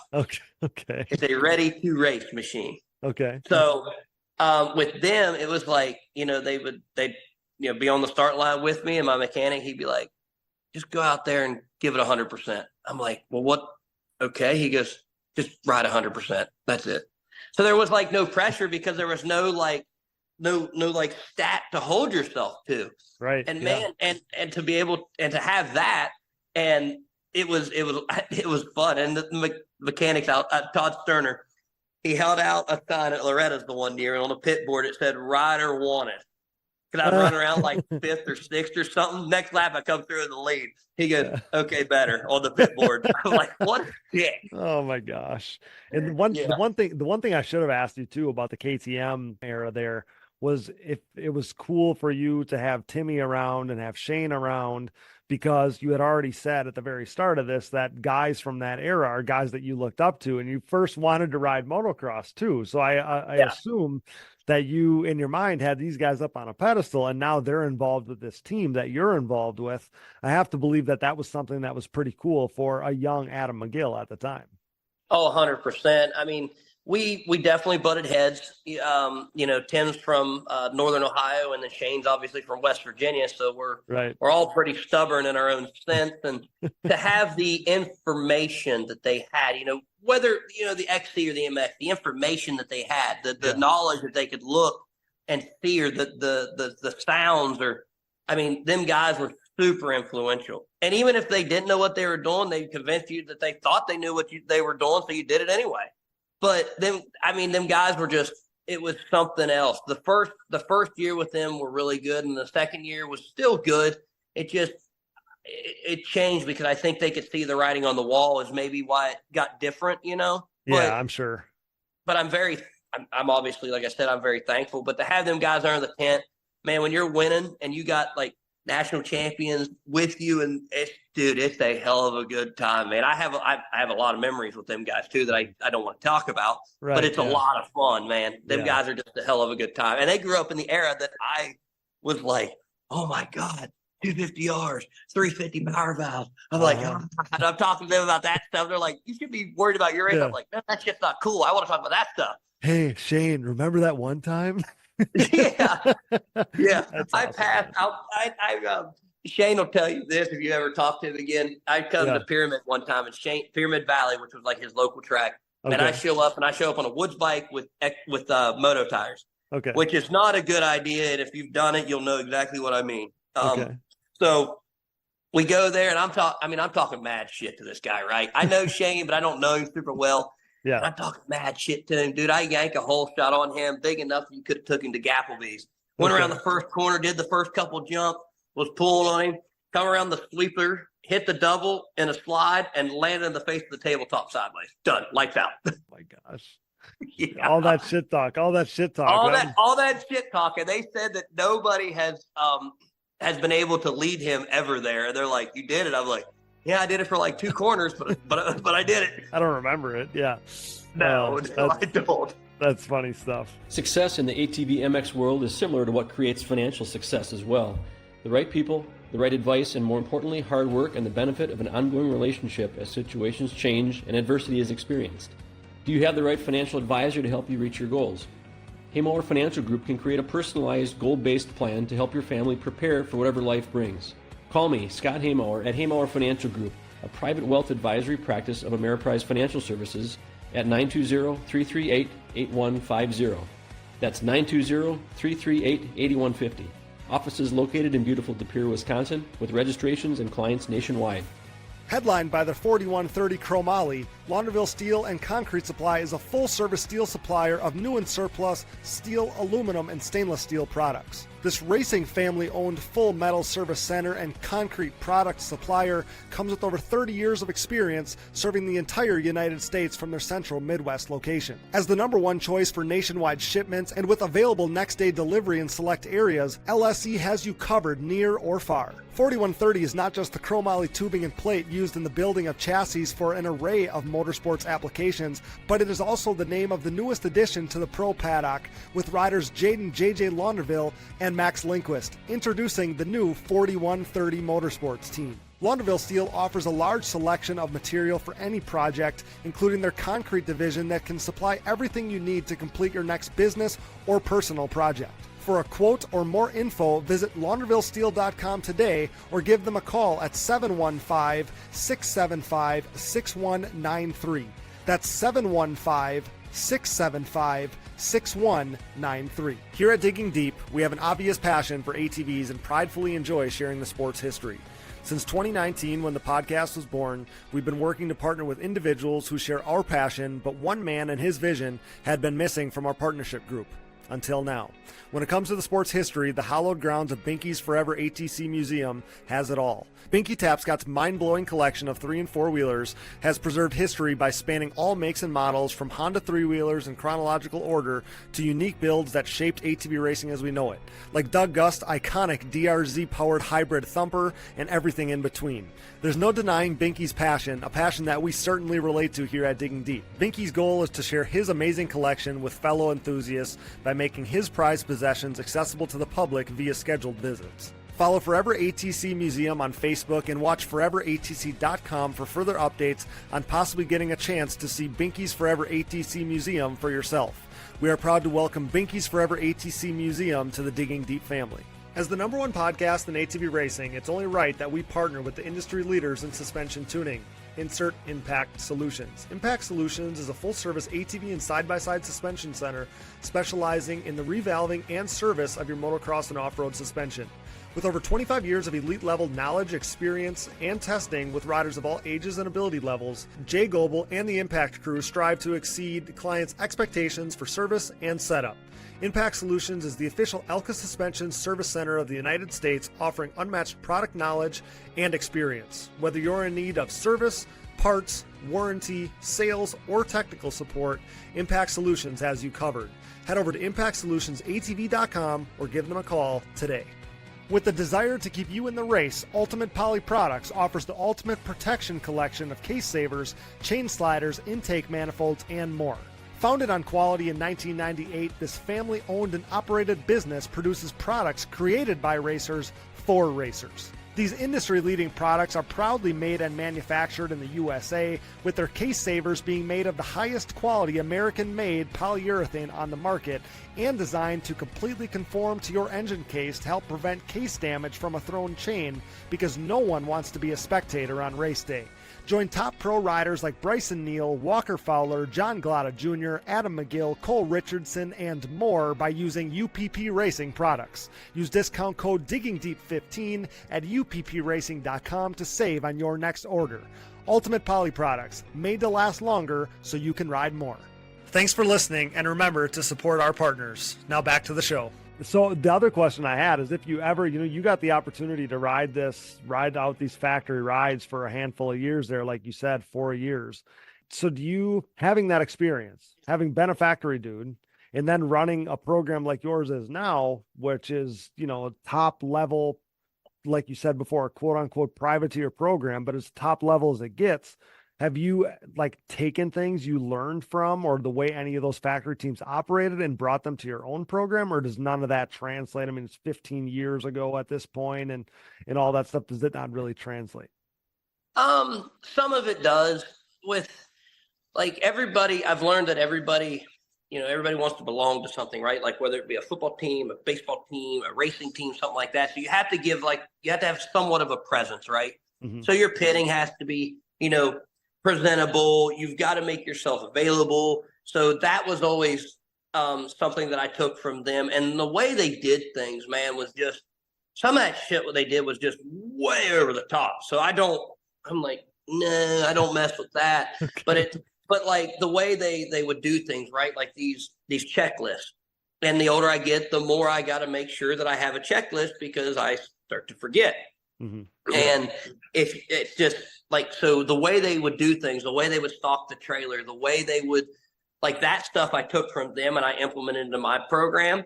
Mm-hmm. But the difference is, that it's not a factory. So I'm the boss, I'm the rider, I'm the manager, I'm everything. So at the end of the day, if someone's not happy, it's me. So that's one of the big differences that I've taken from it, that I noticed that it's one major change. Yeah, got it. Just because, and I guess where that question came from is you're racing against dudes that, Phoenix Racing is a factory supported program and Walker Fowler is a factory supported rider, right? But It's a little bit different. You are from an era where there was true factories, like you were a factory rider. And you're you're like the only one that's left. So I was just curious if anything from back then, was in your bag of tricks now. But let's fast forward then a little bit. So the one thing I did want to ask you, so how many do you know? Like, do you have any idea how many wins you have at this point? Like how many wins you've had over the years? Because I'd assume that win last season, and I think there was a 3-year drought in there leading up to that one. Yep. That win last season at the John Penton, I think that victory there had to be about as special a victory as you've ever had. So take me through that. Oh, that one.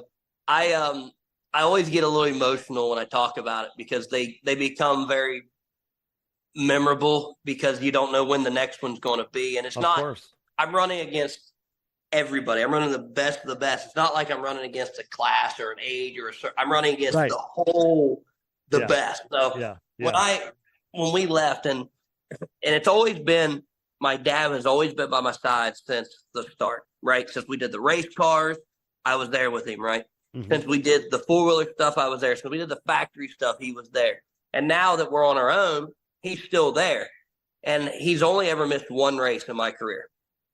And so that race, when we crossed the finish line and I got back to the pitch, we loaded up and I'm hanging out with everybody and I'm having a good time, right? And I've been literally trying to get to my trailer for an hour, but everybody wants to have a drink and blah, blah, blah, and party and all this. So I'm like trying to do the best I can, right? So I get back to the truck and I finally get stuff unloaded. And we're only about an hour from where I live at this racetrack. Okay. And we left and I'll never forget me and him.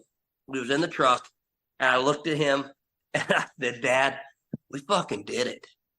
He goes, hell yeah. He said, yes, we did. And we shared that moment together that like, dude, I don't know how. Yeah, I'm sure I've got 100 wins left in me if the right situation. Yeah. But to have that, to have that, like, 3 years of us arguing about things and fighting and then the highs and the lows and, budget cuts and then pulling things here and him still, like, when we pulled out, I will never forget that. I looked at him and said, we did it, and he goes, hell yeah. That's a very, very, like, the first win in my career. Yep. Was that same feeling. Yep. As like this one. And even though this might not be my last, and I hope it's not, but if it is, dude, it was like, it was there. Yeah, man, to hear you think that now, I got goosebumps on my arm because to hear you think about looking over at Dad and saying, hey, we did it. Just like you were 14 for 3 years again, winning some amateur race somewhere. Like that's what we do it for. That's why you do it. And I was just thinking to myself that the other day, so it's funny that you're hitting on this. And I think actually John Ford said it on our last episode, but there's about nothing more enjoyable than after you've had a good weekend or a win or whatever, that ride home, man, is magical. Like it doesn't matter if it's freaking, I've driven 12 hours straight home from a race and never turned on the radio because we were still floating about, whatever good thing happened that weekend, man. Like it doesn't get any better than that. No, it doesn't. And I mean, he just, my dad's 68. Okay. So, he's getting up there, but he still, he still goes to the starts. He still does as much as he can, and that's where this whole checklist thing come in. And we still, we butt heads. Holy shit, there are times when we butt heads hard, but there are times when we share a moment like that it's like, there's nothing more in this world I want to do than to make my father proud, right? Of course. Or my mother, or somebody like that. And my dad is, and your father might be the same way, or there's other people's. My dad's a very, very tough man as far as like emotion. Okay. I was like, hey, Dad, what do you think of dinner? I was all right. Hey, Dad, we won today. Younger. He's like, you could have won by 2 minutes. But Thanks, now Dad. it's like, yeah. But for him to be like, we did. Like, to know that, like, to me, that was like that moment that we did it. And that one will always be there at my top memory, that sharing. It's cool. He's been very pissed at me many times, but he's also been very proud. But you're saying it meant extra coming from him. So that's a pretty special thing. And I often think about this, like it's an individual sport, but it's not at the same time. And all the stuff you share with your family, your team, your crew, like whatever, your fans, I guess, all those things, like that's what makes it special. If you went out and won this race, you went out and won that race last year and you would have had nobody to share it with, it wouldn't even be a memory you'd hold on to. It wouldn't even be special. Your mind would let it fade away. But it's all of that shared with the people that are invested with you, that have been there this whole time, all these years, all those things. That's what makes it special, sharing those memories with them. Yeah, there's always lots of people that like jump from winner to winner to winner, whether it be Walker, Neil, Chad, Joel, Tim, whatever, right? Yeah. But to have a genuine fans that I have that do not give one shit about if I finish 9th or if I win that race. They're just as excited, right? Yeah. And whether it be, whatever the outcome, these people were just, ecstatic. Like, it was overwhelming. It was. And I will say this, that it was the point to where I was starting to get like agitated with it, but it's like, you know what? There's going to be one day I'm going to miss this. Mm-hmm. I'm going to miss this. And I tried, and I promise you, I tried to get back to every single one of the Facebook messages, every single one of the texts, every single one of the Instagram thing to say thank you. And those people just, it was them videoing the TV, the computer screen, and losing their minds, man. I do nothing but race the damn ATV. That's all I do. But to impact these people's lives, to have these kids that are screaming "Go Gator" at the computer screen. Yeah. Like to have that household like that, it's such a unique experience, and to have that, to share that with everybody, and it's being so long, I think that's why it blew up like it did. It was everywhere. It was constant people and I loved it, man. I loved it. The videos and everything were epic. Like I remember taking them all in for a week, just all of it. I couldn't get enough of it because it was so cool to see the embrace and the passion and emotion from everybody, man. Like it was cool. I think everybody was stoked to see it. I really do. It was the shower. There was people spraying beer to finish. People throwing shirts. It was an absolute chaos celebration. It was nuts. We're talking ankle deep mud. It was such a cool experience. Yeah. So cool. Yeah. And you talked about before competing against the best of the best. And it's rad to think that you've been at this race. So last year, and basically every year dating back to the very beginning of your professional career, you've been one of the main challengers to the guys that you've been racing with, the champions of those seasons, dating back to all the way to the beginning. So whether it was Boric, you were a main challenger of his, a main challenger of Walker, a main challenger of Bryson now, and to think that that's like basically 3 eras of GNCC racing where you've continued to be, one of the main key players in this thing. To think about all the riders that have come and gone, the talent that has come and gone, the new riders that have come in. I often think about how it's very similar to ATV motocross in the way that when you go pro, you all of a sudden have to race against 2 of the greatest dudes of all time, having to race against Joel and Chad. And it's very similar with how GNCC has been over the years where, okay, so now you're top Pro-Am rider and you decide that you're going to go pro. And now you have to race against dudes that are literally all-time greats, some of the greatest ever, and how it's got to be very hard to be a young GNCC pro, probably like it is to be a young ATV motocross pro. But I just think that the way that you have, been a key contributor, a key player, a key pest to these champions in these, these streak-like eras that these guys have had. It's just, it's cool to see that you've stood the test of time with these guys and continue to fight and continue to want to be in the mix and continue to, to believe you're going to win these things. That's a pretty special thing. I had Walker, and we talk every now and then. He seems to be more social media active and texting now. Okay, a little bit. So we're always talking shit. So, anyways, okay. He told me last year when he was hurt. He said, Adam, he said, I looked at your resume, and he says it is absolutely impressive. I said, I don't. I'm like, what are you getting at, man? He goes, you've been at that point. It would have been 18 years or whatever the number is that I've been running pro, and I have been in the top 10 all those years. Yeah. And it could change this year. This year I could shit the bed and everything go haywire. But to be that, to go from the balance days on the 2 strokes and, the William Yoakley, the Matt Smileys, the Brad Pages, the Cratchins, all those legends, right? The Steve Holberts and the Hawks, to now going through this whole wave of balance coming out, and then Boric coming in, and then Boric coming in, and then Walker coming in, and then Neil coming in, and then like all these dudes. Yeah. And like you said, still being able to potentially at 37 run up front with these guys and keep them honest. And man, it's like humbling experience to be able to say that, but I just don't know how many more I could do. But man, if they keep leaving the door open, the Gator's going to get their ass. I just feel like too, right? Like you've done this so many times. I feel like you got this, I don't want to call it old man strength, right? But you got like this muscle memory to you that you like, it's natural for you to do this, like for some of these new guys come in, right? They're learning how to do this yet. And you've learned how to do this 20 years ago.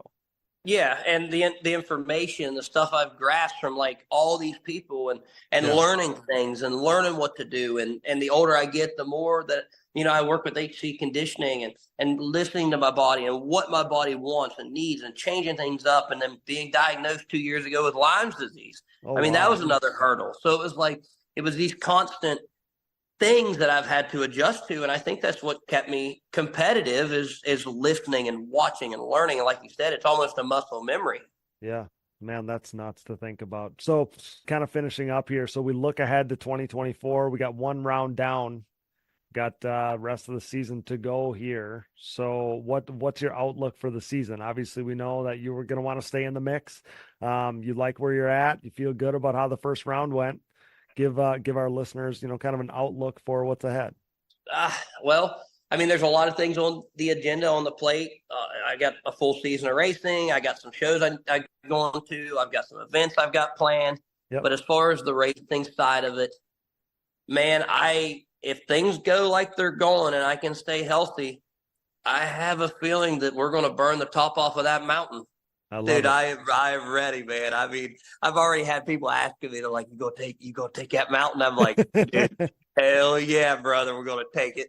I would really like to get out to that event sometime. That looks so freaking cool. Looks like there's nothing like it. And not only is nothing like GNCC, that's a freaking rock concert, but But yeah, that one specifically, man, I would really like to get out there sometime and experience that. It's fun. It's fun. We call them the McGill Billies out there. I love And it. they like to have a good time, but we're looking, man, I've had this goal for a long time, and I want to have a season where I have 0 DNFs. I was close last year. So like my goal is to have that. And if I can have that, I had 1 last year and I ended up 4th. Mm-hmm. That's so what it's sets like you up to be in a great spot. Yeah. That's where I'm hoping to be. I obviously winning would be great. Podiums would be great. Right. But at the end of the day, I want that consistency. I need that. I have never had that on my own program. And for me to get that would be a whole nother win for me. Yeah, that would be something to be super proud of for sure. So parting thought here, very last thing, word of advice for any young riders out there. Word of advice. I know you work with a lot of kids and young riders and all those things. If you could leave them with one thing to hold on to, one word of advice, something that you learned along the way, what would it be? If you do what you've always done, you get what you always got. So if you're not happy with what you got, then change it. Ooh, I love that. That was given to me. Remember the guy that I told you that got me into racing? Yeah. Yep. He told me that years ago. And the only way you can change it is by changing yourself. So if you don't like where you're at, change it. If you don't like your job, change it. If you don't like your health, change it. I like that. So that has stuck with me. So if I'm okay with running around in 4th place, I'll continue to do what I'm doing. But if I'm not, guess what? I'm going to change it up just a little bit. I'm going to change something. I'm going to try it. Yeah, I like that. So, that's word of advice. I think as human beings, it's too easy to stay stuck in our ways, to think that it's going to just, it'll work out. I'm working towards it. It's going to work out. I like what you're thinking there, Adam. Well, buddy, I've probably kept you too long already, but I can't thank you enough for this. I think that we could keep going on and on and on. There's still probably stuff we didn't cover. There'll be people that'll comment and say, hey, I wish you would have talked about this or that. Yeah. But that just means we'll have to get together again and do this sometime. I would love if you'd make a little time for us again sometime. But, man, I can't thank you enough for this. This has been so much fun. It's blown my expectations out of the water, man. I feel like I made a friend and I had a blast. Yeah, I definitely want to do this again. Like I told you, I mean, there's things that we could go in from when I started to, like you said, the PDV to the desert to the work races to, traveling, across the country and meeting sponsors and just, yeah. I mean, there's all kinds of stuff that I've done. I mean, I can't talk about it all in 2 hours. It's like Corey's episode, it's like Daryl's episode. I don't have quite that, like the starting point, but I've got like, as the point was started. So I will always forever be thankful. Like I got invited to a Blackwater reunion dinner. Okay. And I will always forever be thankful for the people that created the foundation for this, right? Corey Ellis, Shane Hitt, Tim Farr, Doug Gus, Joe Bird, all those guys created the window for me to get into now. Mm-hmm. And I'm hoping that somebody sees that window that now that I've created to now make it even better. Mm-hmm. So I'm always thankful. Tom Tokay, Chris Gillette, all those guys, Chuck DeLulo, the grassroots dudes that made this possible. Mm-hmm. That's awesome. I think like we just said, I think there's plenty of stuff for us to get into next time. So take a notebook, start writing in there, like jotting stuff down that we need to touch on next time we talk. I'm sure you'll listen back to this at some point and you'll be like, man, why didn't I say that? So that notebook, we'll let a month or 2 or 3 go by and some races go by and stuff like that. And then if you can find some time, we'll get back together and do this again. That'd be a blast.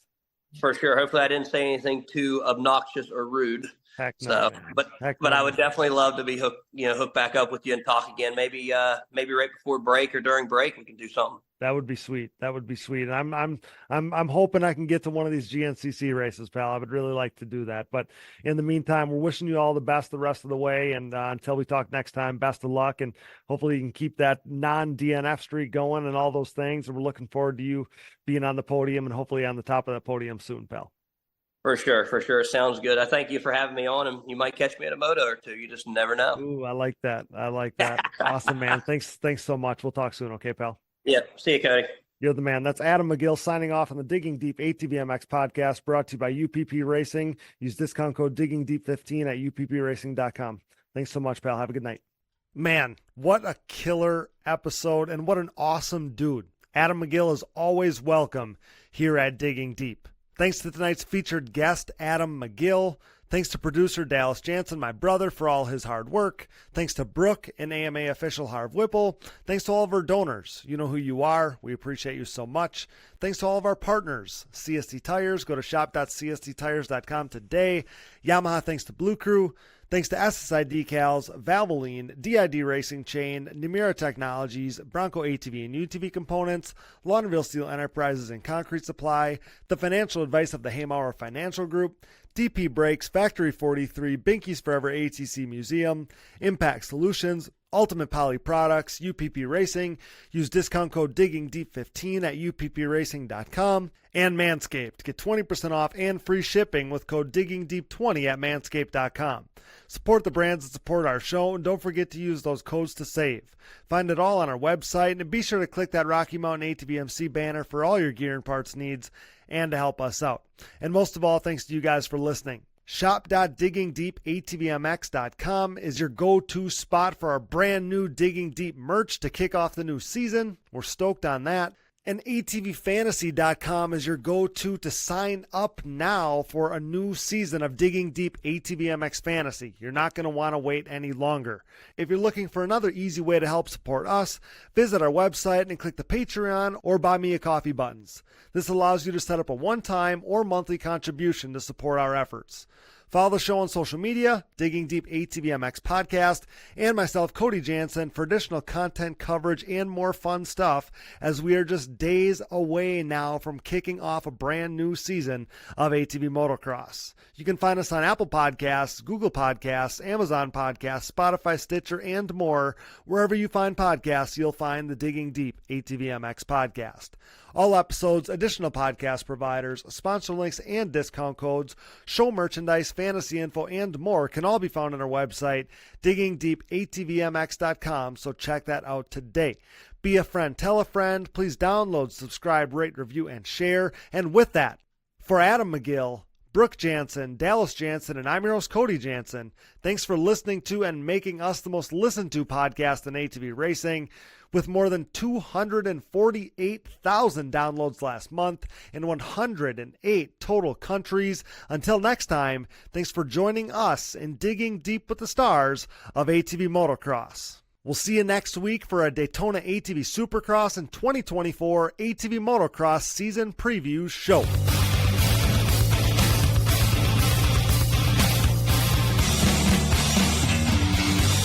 Things are crashing and burning here at the Digging Deep podcast, much like the Titanic. Those guys were hauling ass, for real. I remember watching Doug Gus, I don't know who it was, Steel City, running the same times Friday afternoon as James Stewart was on Sunday back then. It was mental. I've never seen quads go that fast. Quad leaders are freaking